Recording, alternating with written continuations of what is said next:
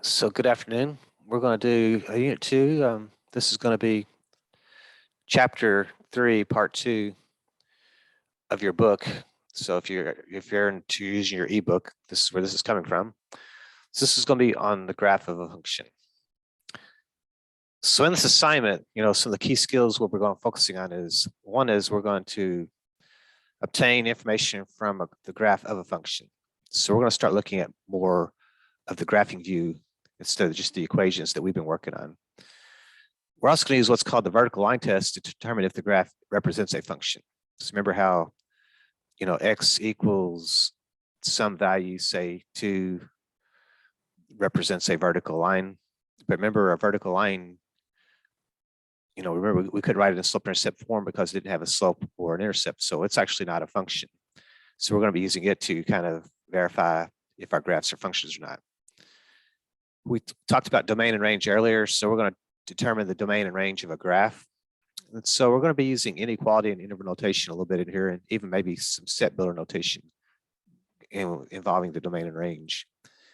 Remember, we're also going to identify x-intercepts and y-intercepts if they exist on the graph. And we're also going to determine the symmetry with respect to the x-axis, y-axis, and origin. And we'll talk more about that as we move forward.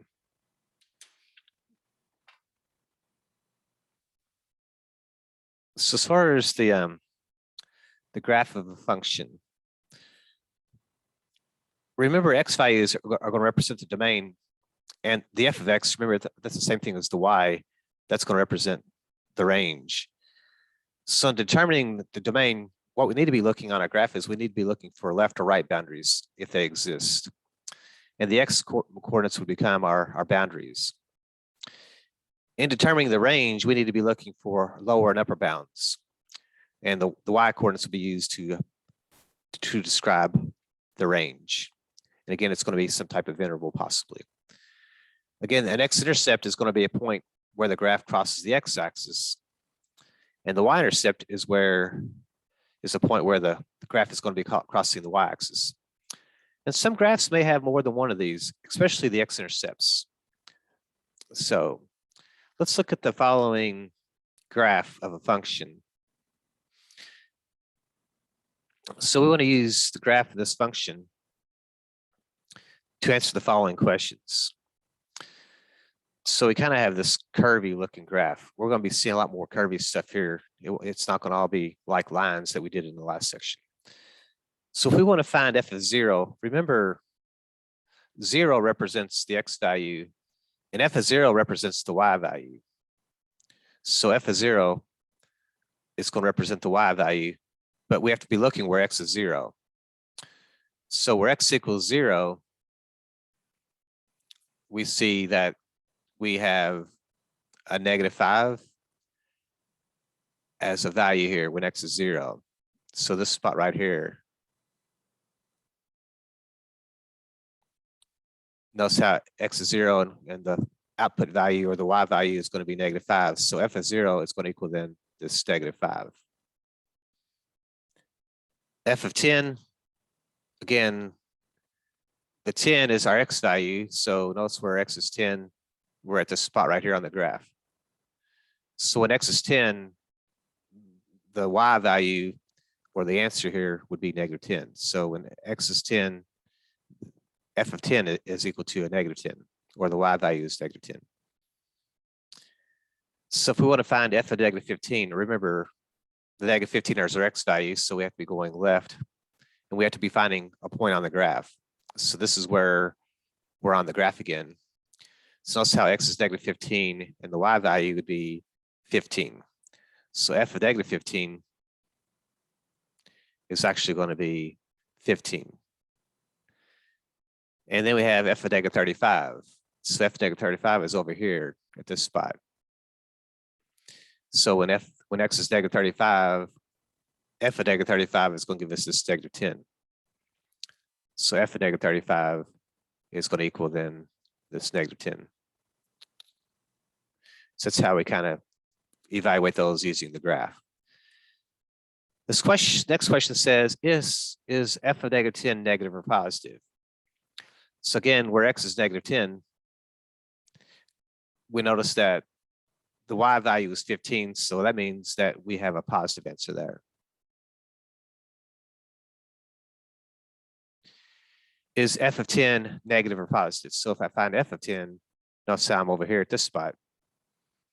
And notice how the y value is actually negative. So f of 10, based on the graph, the answer is a negative value. It's a negative 10.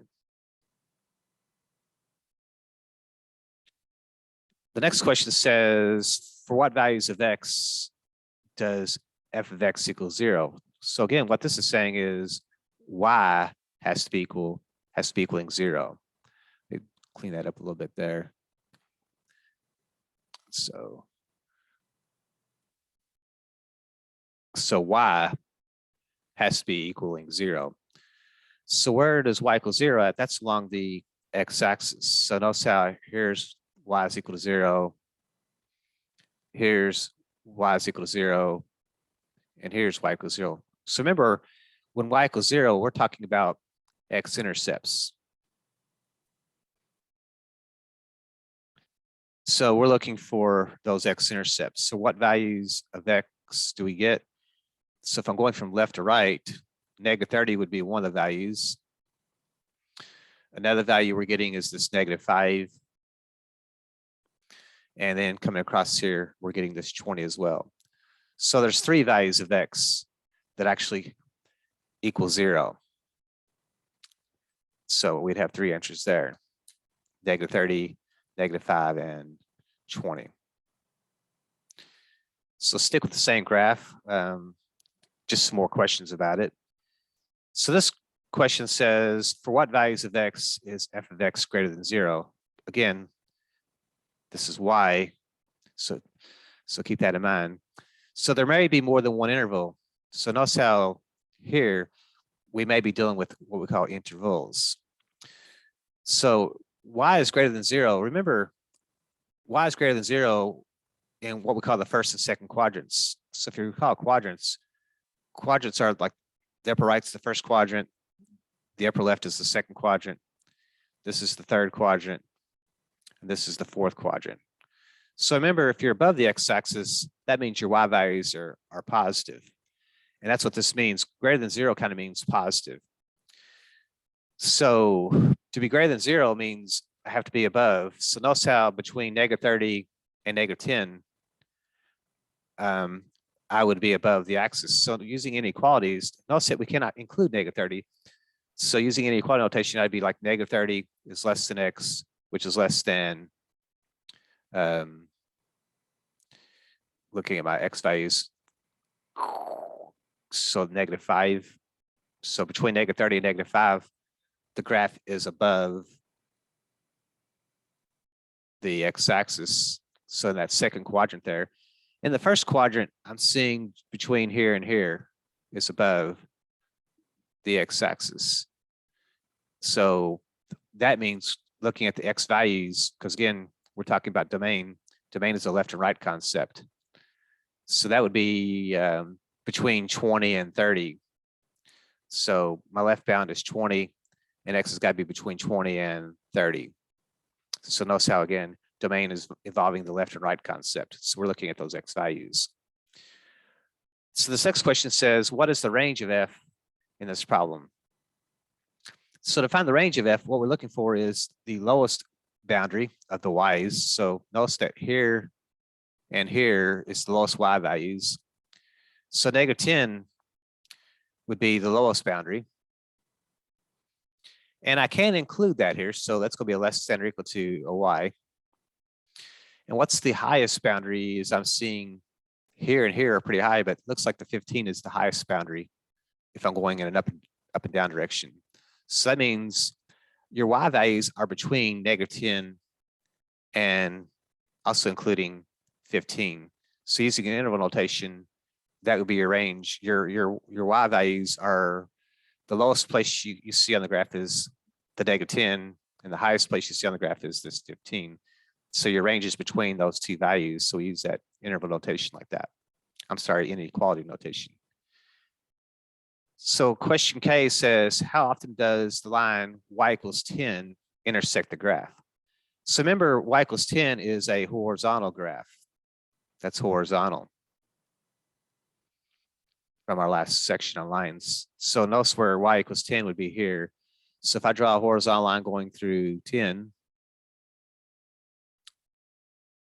how many places does it touch the graph? It looks like it touches it in 1, 2, 3 places. So it touches the graph in, how often does it touch the graph? It touches it in 3 times.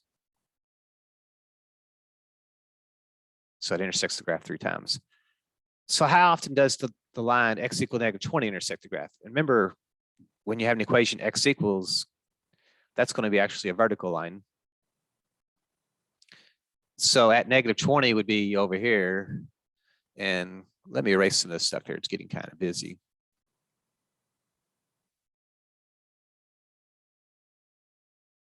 So where x equals -20 would be at this spot here. And a vertical line means you're going up and down this way. And how many places does a vertical line cross the graph? Looks like just 1 time. So 1 time there. So once. This next question, for what values of x does f of x equal -10? So notice how f of x stands for y. So what they're saying, what are the values of x when y equals -10? So you're looking where y is equal to -10. So what I'm seeing here, there's a -10 over here. And I'm seeing, let me get this line out of the way this time. We don't need it anymore. I'm also seeing a -10 over here. So what are those x values that go along with that? So what I'm seeing is a -35 goes with that one, and a 10 goes with that one. So your x values there would be a -35 as well as a +10. And so what values of x does f of x equal 10? So now I'm saying y equals 10 here. So again, y equals 10 is above. This is where y equals 10 is here. And I also see one here. So what I'm seeing there is then a -10 and a 30 would be the x values to go with that. So -10 and a 30 would be the x values to go with that. So using a graph, there's a lot of information we're going to be pulling from. So we have to understand domain and range, and just understanding the difference between vertical and horizontal and things like that. So let's see where this takes us. So our next lesson is going to be on what's called the vertical line test. A vertical line can be used to determine if a graph is a function. A vertical line can only intersect a graph 1 time. So to be a function, a vertical line can only intersect the graph 1 time. If it intersects in more than 1 place, then this will not be a function. So that's why we use a vertical line to determine if the graph represents a function. So we'll write yes, y for yes, and n for no. Again, what this is saying is the x coordinate can't repeat. So vertical line, the x values are all the same. So keep that in mind. When you have a vertical line, the x values are always the same. So if a vertical line crosses the graph in more than 1 place, then that's going to tell us that this is no longer actually a function. So if you look at number 1, if I draw a vertical line anywhere through the graph, you can see it doesn't matter where I draw it. It's only going to touch the graph in 1 spot. So number 1 would be an example of a function. It does pass the vertical line test. Number 2, again, if I draw a vertical line, it doesn't matter where I draw this at. I'm just seeing that it just touches the graph in 1 spot. So number 2, I would agree that that is also a function. It passes the vertical line test. Number 3, notice how, again, if I'm drawing a vertical line anywhere, it still just touches the graph in 1 place. So number 3, that also represents a function. So yes. On the other hand, number 4, if I draw a vertical line here, notice how it touches in 2 spots, here and here. So right off the bat, that crashes. So that's a no, that is not an example of a function. So this next graph is a circle. Notice if you draw a vertical line again here, it's going to touch the graph in 2 spots. That crashes. A vertical line can only touch the graph in 1 spot. So that is not a function. So now I have this little funky little graph. Looks like we see a lot of these in the newspaper, but if I draw a vertical line, it doesn't matter where I draw this vertical line at, it's only going to intersect the graph in one place. So that would still be an example of a function. So that would be yes. So next thing we have is what's called line symmetry. X-axis and Y-axis will be called line symmetry, and then point symmetry will be referred to the origin. So line symmetry, we're talking about the X-axis and the Y-axis, and point symmetry, we're going to be referring to what's called the origin. So line symmetry is when a line can be drawn and it cuts the graph in half, and each half is a mirror image of the other. It's like folding a piece of paper along the line of symmetry, and each half lies on top of the other. So that's what we're going to be looking for line symmetry. Point symmetry is when a central point divides the graph such that there exists 2 points in opposite directions that are the same distance from that central point. For the origin, which is 0, 0, if it's a central point, if a point is reflected over the origin, it should look like its mirror image. So let's just look at some examples of what we mean by x-axis symmetry and y-axis symmetry and origin symmetry. So if you look at this graph, notice how it's kind of a U-shape opening to the side here. Notice how, with respect to the x-axis, if you treat the x-axis like a way to fold the graph, notice how the graph would fold onto itself. Another thing you can pick up on is if you notice the y values, there's a 1, 3, and a 1, -3. Notice that you're going to have the same point that's going to be equal distance from the graph, just on the opposite side of the graph. So notice how you have 1, 3 is 3 above, 1, -3, 3 below. So notice how they say up here, if a point xy exists, then there's also a point x -y. So what that means is notice how the x values were the same, but notice how there's the same y value, but one was positive and one's negative. That's also going to kind of tell us that, hey, that's reflecting over the y-axis. I'm sorry, the x-axis. So yeah, x-axis. So notice how the x-axis kind of acts like a mirror where the graph looks the same on the other side. So we call that symmetry. Y-axis symmetry is, again, looking at the graph. Notice how we have this y-axis here. Notice how the y-axis, if you fold the graph along the y-axis, the graph is going to lie on top of itself. And that's what we mean by y-axis symmetry. Notice here how the y values are staying the same, but the x's are being reflected over the y-axis. So notice how there's a 1, 3, but notice how there's a 1. But over here, there's this -1, 3. So notice how the y values don't change, but there's a mirror image, which means the x values are just changing sign across the y-axis. So that's what I mean by y-axis symmetry. Origin symmetry, again, here's the origin. What the origin means is, say, notice how there's a point -1, 1 up here. Notice how there's a point on the opposite side of the origin that exists, 1, -1. So notice how the signs actually change on both of them. Notice how there's a -1, 1, and now there's a 1, -1. So notice up here it says if there's a point xy, then there has to also exist a point that has the same numbers but just opposite in sign. Another thing that they're saying is for point symmetry, if you look at the graph, if you spin the graph upside down, it should still look like the same graph.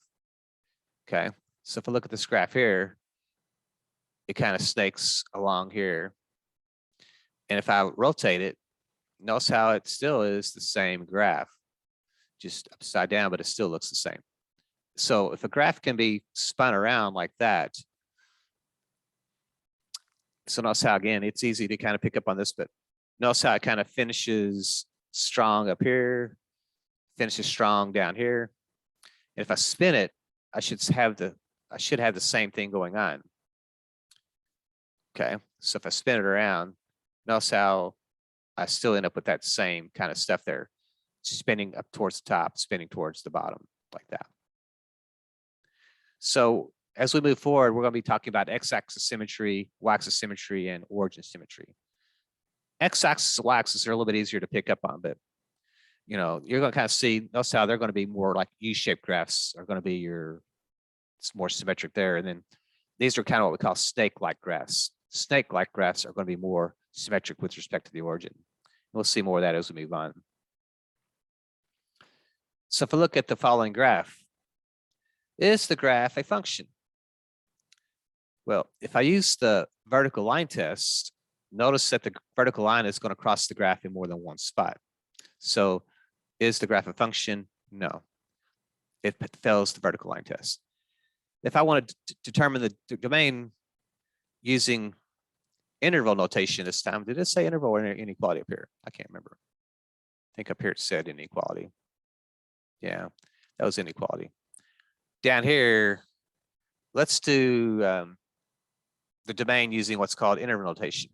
So remember, domain is looking for a left bound and a right bound. I do see a left bound here, but going to the right, the graph continues going off in that direction. So there's not a right bound. So what I got to do is figure out what this point is right here. Well, if this is 4 here, this has to be 2. That means this must be 1. So using interval notation, I would have to use a bracket 1, and I'd have to go to infinity. That would be the interval notation for the domain. So let me get rid of that information.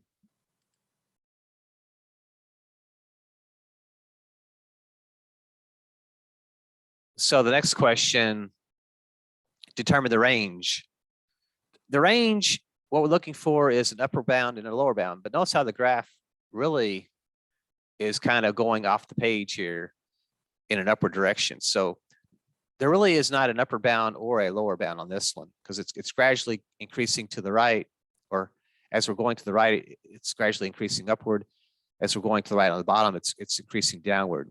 So a graph that looks like this, there really is not a clear upper and lower bound. So what we say is from the lower bound, which is negative infinity, to the upper bound, which is positive infinity, that would be the range of this problem. If I want to find the x-intercepts, that's where it crosses the x-axis. Remember, this is the x-axis here. So what I'm looking for is where the line crosses the x-axis. Notice how it does cross at this spot here, which would be x equals 1. So equals 1, or if we write it as an ordered pair, it would be 1, 0. If I want to find the y-intercepts, it's got to cross the y-axis. Notice this graph actually goes in the opposite direction of the y-axis, so it's not going to cross the y-axis. So find the y-intercepts. This one has none. There's not any. Does this graph have any symmetry? Well, x-axis symmetry means there should be a mirror image across the x-axis, and I do see that. So I do see x-axis. For y-axis, there's got to be a mirror image on the other side. So if I see this on this side, there should be this other graph over here. There's not a graph over there. And for the origin, there's got to be like points in opposite direction across the origin. I don't see points in opposite direction there. So the only symmetry this has is what we call x-axis symmetry.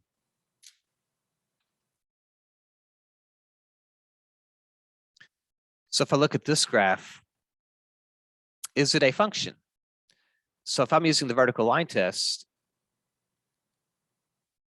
I don't see a spot where the graph would touch, where the vertical line would touch the graph in more than one spot. So I would say, yes, this is a function. If I want to determine the domain, domain means we're looking left and right, but notice how this graph is continuing moving to the left, and this graph is continuing moving to the right. So there's not a left bound or a right bound. There's no boundaries. So the domain would be all real numbers, or what we use is negative infinity to positive infinity to describe that. The range, notice how it keeps going down. So there is no lower bound, but notice how on the upper bound, the highest the graph goes is a 2.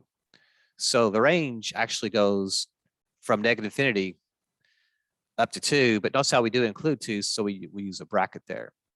And that would be what we call our range using interval notation. the x-intercepts is where it crosses the x-axis. So I'm seeing it cross here and here. What I got to do is figure out what are those points. So I wonder if it counts by twos. 2, 4, 6, 8, 10. Looks like it's counting by twos. So that's going to be a 2, and that's going to be a -2. Sometimes you have to determine the scale of the graph. So -2 and 2 would be the x-intercepts.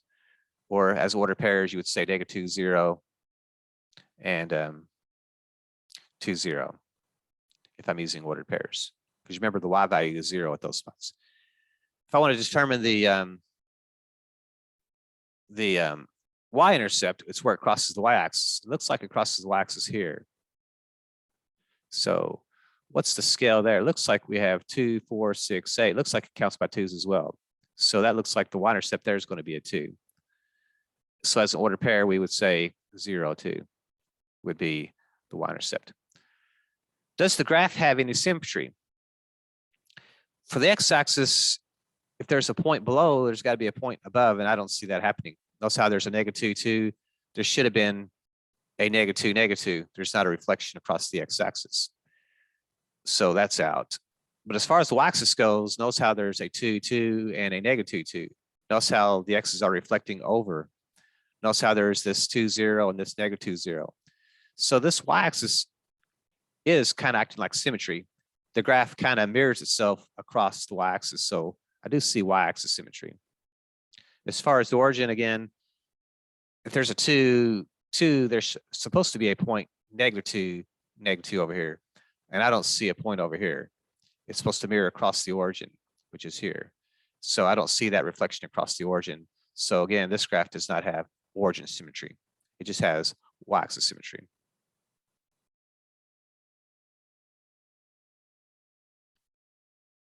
So if I look at this graph, is it a function?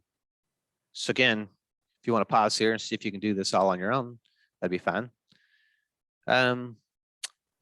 So vertical line test says, yeah, that is a function. It does not intersect the graph in more than one spot. Determine the domain.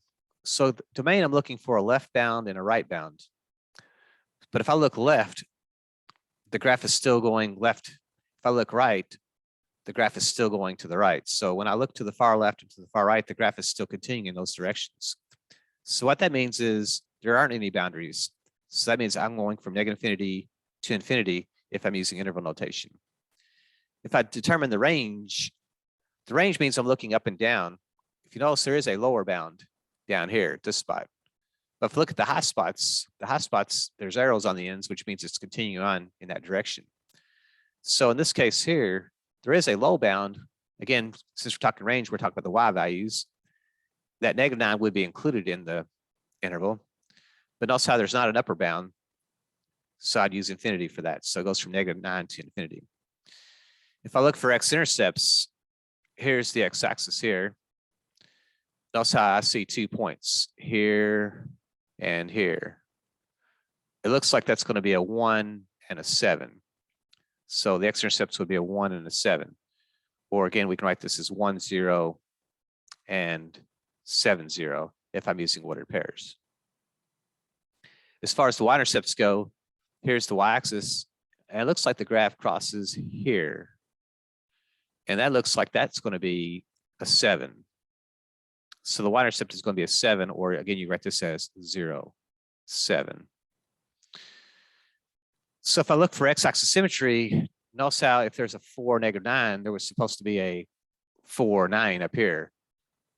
I don't see any reflection across the x-axis anywhere. For the y-axis, if there's this point 1, 0, there should have been this point -1, 0. There's not, because here's the y-axis over here. The graph is not mirroring itself over the y-axis, nor is the origin showing any promise either. There's no reflection across the origin, because here's the origin here, and there's nothing over here on their side of the origin. So does this graph have any symmetry? It has none, so no. So that would be what we'd have there.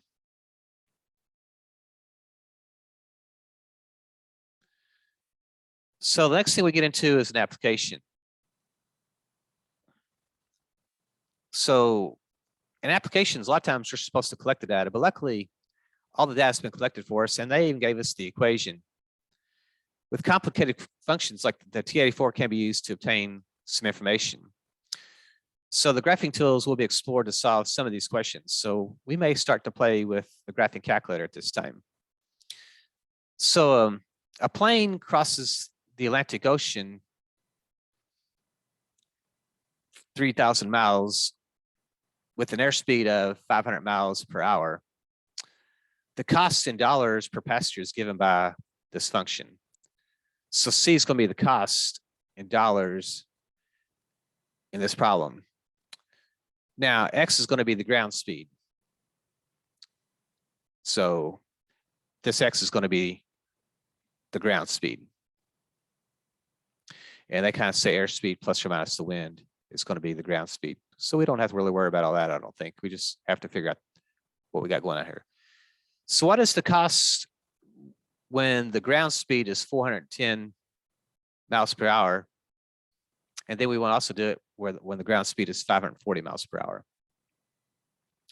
So if I'm using this problem, doing this problem here, I'm going to have, for the first one, the costs when X is $410, I'm sorry, 410 miles, when the ground speed is 410 miles per hour, the cost is going to be this 150 plus this 410 over 10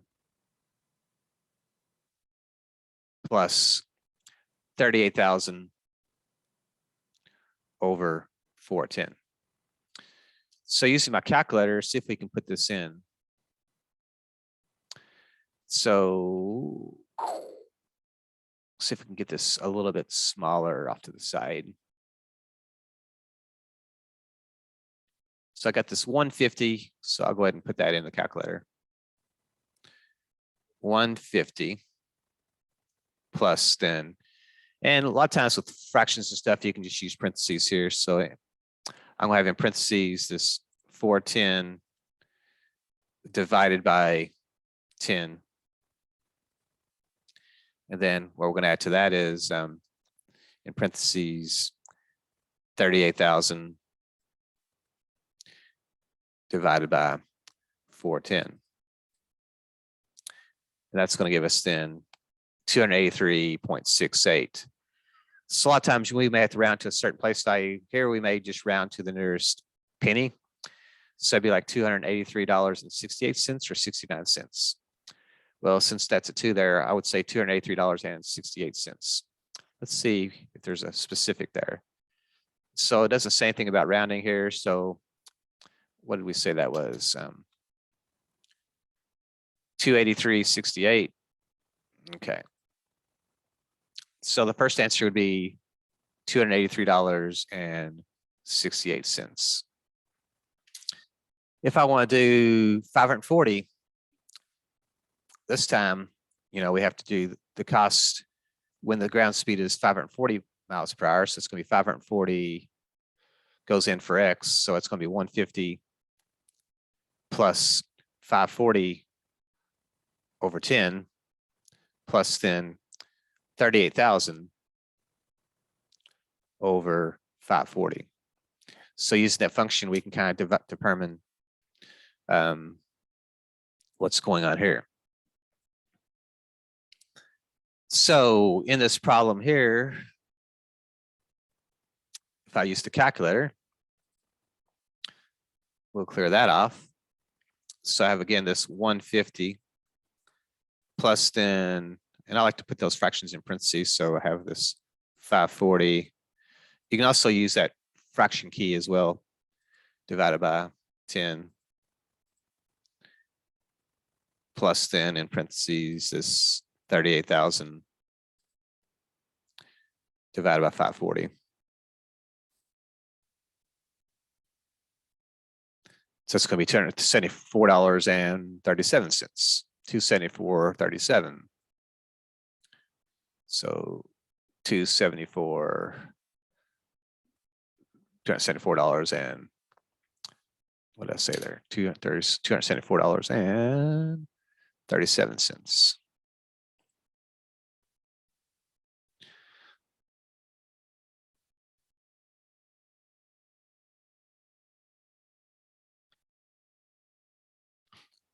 Okay, so if I want to find the domain of C, keep in mind C is ground speed.